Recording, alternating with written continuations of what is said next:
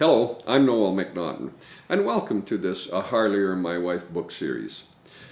There's a time in every man's life called midlife, and it can begin to feel like a crisis. It can feel like the world has been turned on its head.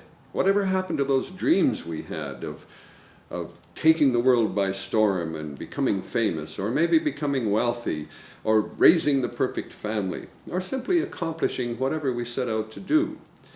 Well, I'm here to tell you from experience, if you're feeling some of those things, you're not alone, and there's nothing wrong with you.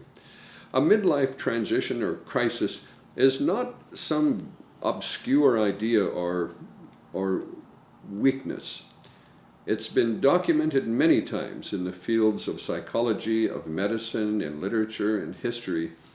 And it can be a time when a man feels disappointed with his life and maybe goes into a depression for a period of time as he begins to recognize his limitations.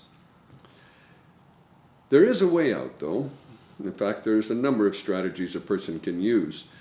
And the first one to accept and adapt to is one you already know: the only constant in life is change.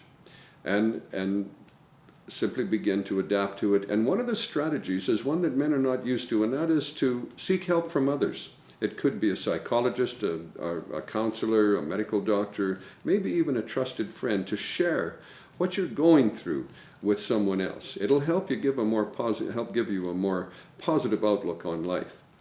Neurological science also shows that if you're trying to break an old habit, and there are some habits that are worth breaking as we get into midlife, such as adopting a more healthy diet, or maybe we're trying to quit smoking or something like that.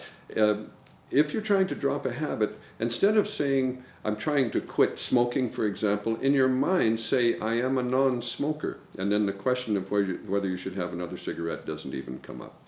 And here's another thing, and you've probably been through at least one of these. They're called a time of ashes, and often around midlife we go into a time of ashes. It could be a divorce, it could be a death in the family. Perhaps one of our parents dies, and as we get older, more of this will happen. Will be more deaths in our experience, in our lives.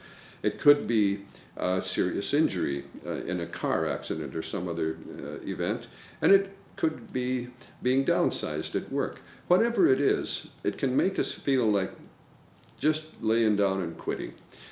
But don't do that. Stay the course, because these events, when we get through them, and if we pay attention to and ponder what are the lessons from these major events, these times of ashes, it can lead us to become more compassionate, more open-hearted, and even help us find our soul's calling. So they can be traumatic, but they can be useful as we move forward in our lives. And remember, whatever you're experiencing, this too shall pass.